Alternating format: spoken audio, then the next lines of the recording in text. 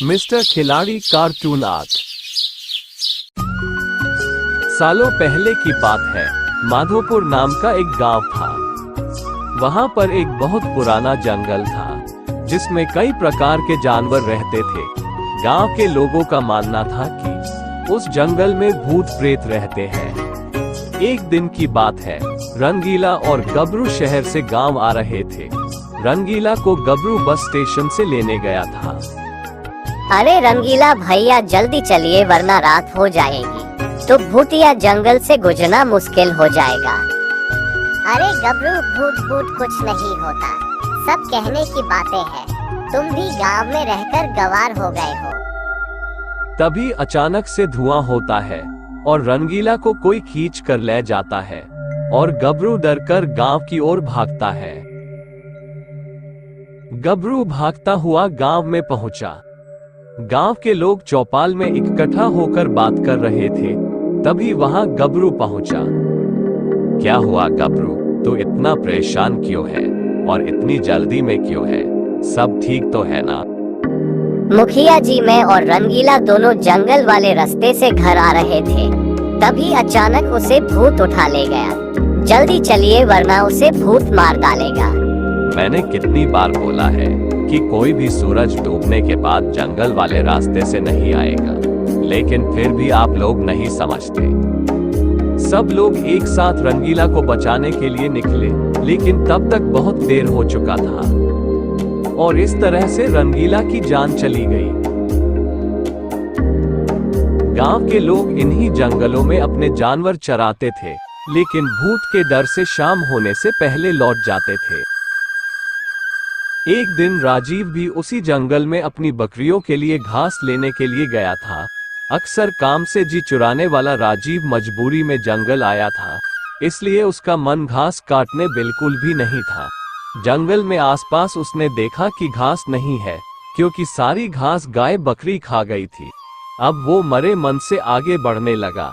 जाते जाते वो करीब जंगल के बीच में पहुंच गया था। वहां काफी हरी घास और पत्तों से लदे हुए पेड़ थे। ये सब देखकर राजीव को और आलस आ गया। उसने सोचा कि कुछ देर पत्थरों पर बैठकर आराम कर लेता हूँ। लेटते ही राजीव गहरी नींद में चला गया और सपने देखने लगा। सपने में ही राजीव जंगल का रास्ता भूल गया था और उसने एक अजीब से आदमी को भी देखा। आदमी की शक्ल इतनी डरावनी थी कि राजीव की नींद खुल गई। डरा हुआ राजीव एकदम उठा और बकरियों के लिए घास काटने लगा। भले ही वो घास काट रहा था, लेकिन उसके जहन से सपने वाले उस डरावने इंसान की शक्ल जा ही नहीं रही थी। राजीव घास जल्दी जल्दी काट रहा था, क्योंकि सूरज लगभग ढलने ही वाला था। उसे कुछ देर बाद 2-3 लोगों की आवाज सुनी। वो वहां गया। वहां पे भूत प्रेत थे। उन्हें देखते ही वह बेहोश हो गया।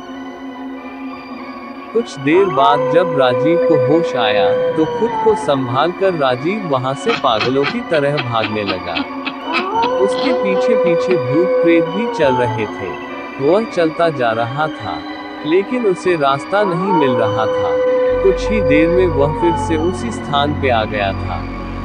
बहुत चलने से वह थक कर उसी पेड़ के नीचे बेहोश हो गया। उधर उसके घर वाले परेशान हो रहे थे। रात के 10 बज चुके थे, लेकिन राजीव घर नहीं लौटा था। बेटा, तुम्हारा भाई अभी तक घर नहीं आया।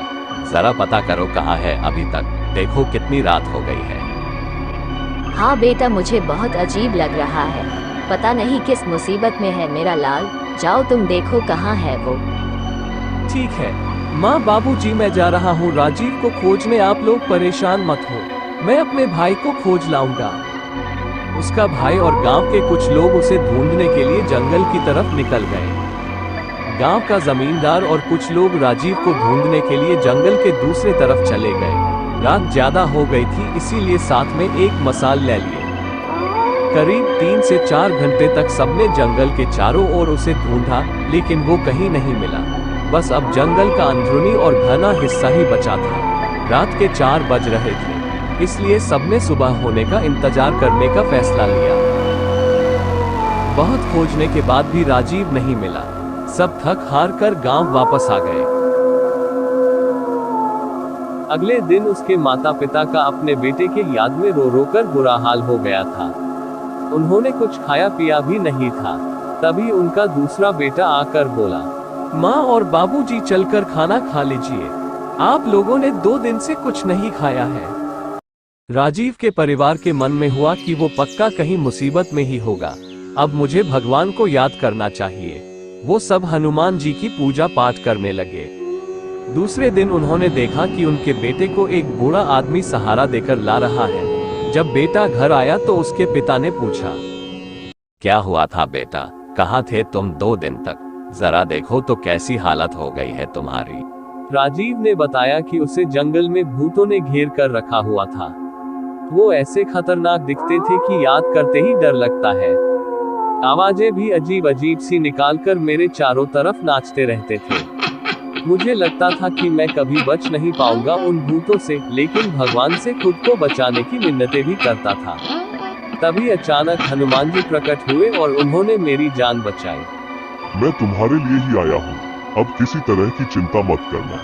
सुबह होते ही तुम्हें कोई न कोई लेने आ जाएगा, अभी तुम आराम करो। राजीव ने आगे कहा कि उनकी इतनी बात से ही दिल को सुकून मिल गया था। वहां से सारे भूत भाग चुके थे, इसलिए मैं बिना किसी डर के सो भी गया। सुबह जैसे ही मेरी आंख खुली तो वहां एक बूढ़ा इंसान था। उसने मेरी तरफ हाथ बढ़ाकर कहा कि तुम्हारा घर कहाँ है, बता दो, मैं तुम्हें वहां पहुंचा दूंगा। उसके बाद वो मुझे घर ले आया। इस कहानी से यह सीख मिलती है कि भगवान पर अटल विश्वास हो तो वो भक्त की मदद करने के लिए किसी न किसी रूप में जरूर आते हैं।